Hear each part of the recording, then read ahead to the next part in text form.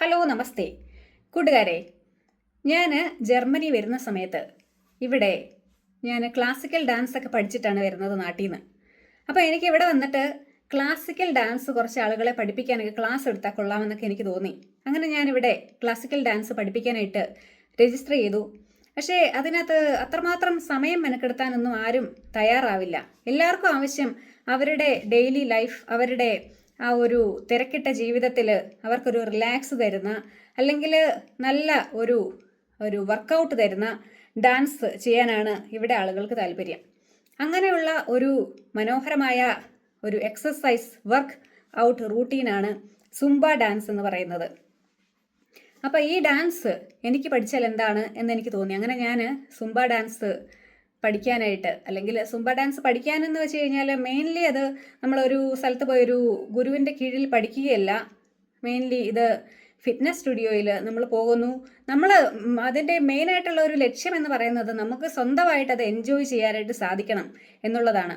നിങ്ങൾ തെറ്റ് ചെയ്യുന്നതോ അല്ലെങ്കിൽ സ്റ്റെപ്പ് കറക്റ്റായിട്ട് ചെയ്യാത്തതോ ഒന്നും വിഷയമല്ല.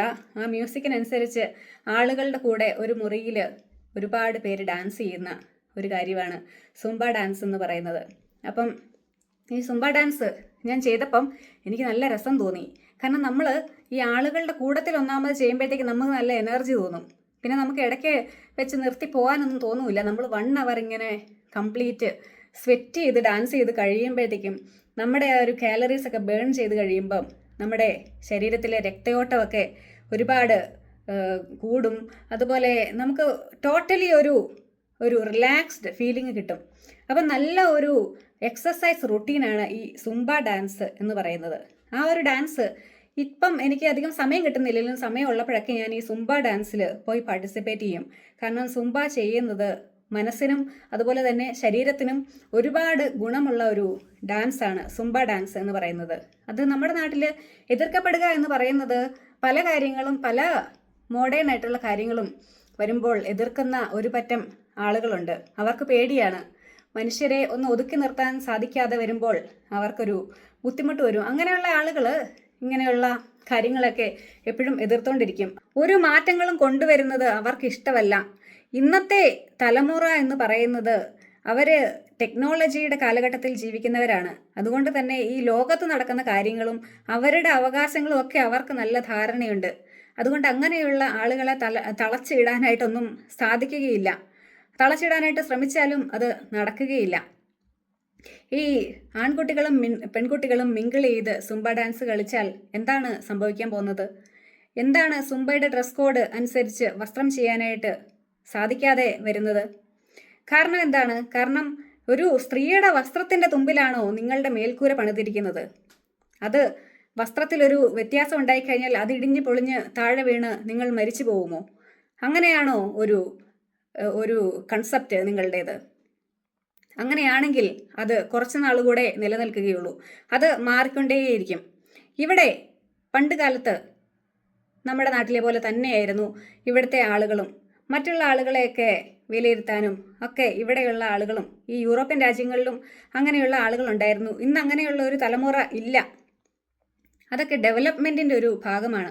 മറ്റുള്ളവരുടെ ഇഷ്ടത്തിന് ജീവിക്കാൻ അനുവദിക്കുക എന്ന് പറയുന്നത്, മറ്റുള്ളവരെ ശല്യം ചെയ്യാതിരിക്കുക എന്ന് പറയുന്ന ഒരു സംസ്കാരം, അത് നമ്മുടെ രാജ്യത്ത് നിലവിൽ വരേണ്ട ഒരു കാര്യമാണ്. അടുത്ത 10 വർഷത്തിനുള്ളിൽ ചിലപ്പോൾ അത് നിലവിലായേക്കാം എന്നാണ് എനിക്ക് ഇപ്പോഴത്തെ ചില മാറ്റങ്ങൾ കാണുമ്പോൾ തന്നെ തോന്നുന്നത്. നമ്മൾ പല കാര്യങ്ങളും മറ്റ് രാജ്യങ്ങളിൽ നിന്നും ഉൾക്കൊണ്ടിട്ടുള്ള ഒരുപാട് കാര്യങ്ങളുണ്ട്. ഇപ്പോൾ തന്നെ ഡേറ്റിംഗ് ആപ്പുകളും ഡേറ്റിംഗ് നടത്തുന്ന ആളുകളുണ്ട്. അതിനെ കംപ്ലീറ്റ്ലി നമ്മുടെ രാജ്യത്ത് ഒരു സേഫ് ആണ് എന്ന് പറയാനായിട്ട് ഇപ്പോഴത്തെ സാഹചര്യത്തിൽ സാധിക്കില്ല. പക്ഷേ യൂറോപ്യൻ രാജ്യങ്ങളിൽ പൊതുവെ അങ്ങനെയുള്ള കാര്യങ്ങളൊക്കെ സേഫ് ആണ്. എന്നാൽ ഇന്നും അറേഞ്ച്ഡ് മാരേജ് നടത്തുന്ന ഒരു കഥ ഇവിടെയുള്ള യൂറോപ്യൻസ് കേട്ട് കഴിയുമ്പോഴത്തേക്കും അവർ നമ്മളെക്കുറിച്ച് ഒരുപാട് പ്രാകൃതരാണല്ലോ എന്നാണ് നമ്മളെക്കുറിച്ച് വിചാരിക്കുന്നത്. അല്ലാതെ വളരെ അച്ചടക്കത്തിൽ ജീവിക്കുന്നവരാണല്ലോ എന്നല്ല വിചാരിക്കുന്നത്. ഒരു വ്യക്തിയുടെ സ്വാതന്ത്ര്യമാണ് അങ്ങനെയുള്ള കാര്യങ്ങളൊക്കെ. അതൊക്കെ ഉൾക്കൊള്ളാനായിട്ട് കുറച്ചുകൂടെ ഒരു കാലതാമസം വേണ്ടി വരും. ഒരു സുംബയുടെ ഡ്രസ് കോഡ് അത് പാലിക്കാനായിട്ട് എന്താണ് ഒരു ബുദ്ധിമുട്ടുള്ളത്?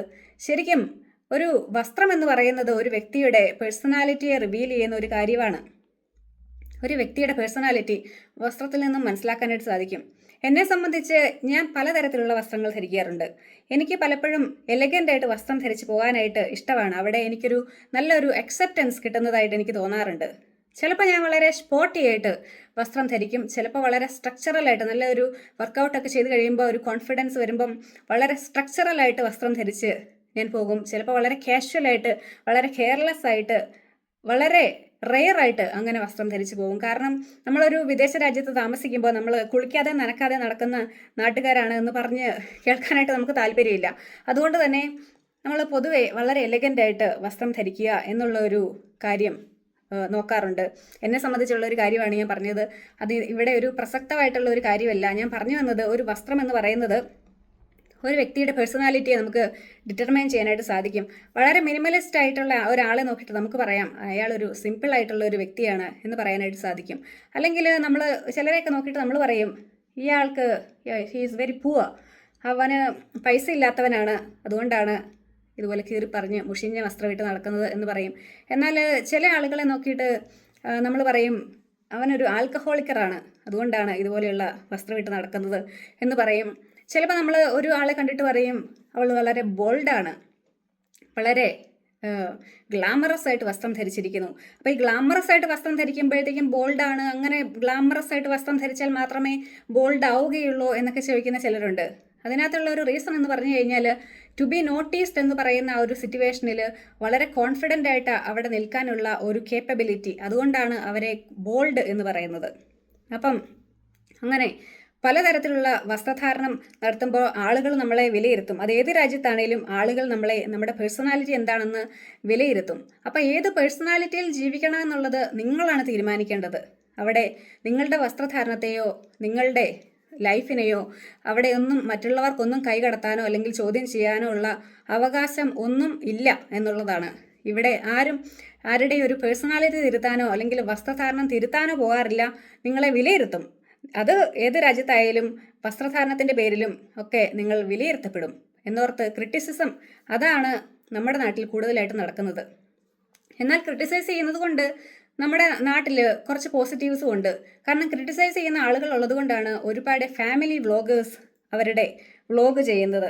അപ്പോൾ ഈ ഫാമിലി വ്ളോഗ് ചെയ്യുന്ന ആളുകൾ ഒരുപാട് അവരുടെ ദൈനംദിന ജീവിതമൊക്കെ എടുത്തിടുമ്പം കൂടുതലും വിമർശിക്കപ്പെടാനായിട്ടാണ് അവർക്ക് താല്പര്യം. കാരണം അവരുടെ ഫോളോവേഴ്സ് കൂടാനും അത് കാരണമാകും. കാരണം ഏറ്റവും കൂടുതൽ മാർക്കറ്റ് ഉള്ളത് നമ്മുടെ കേരളത്തിലാണ്.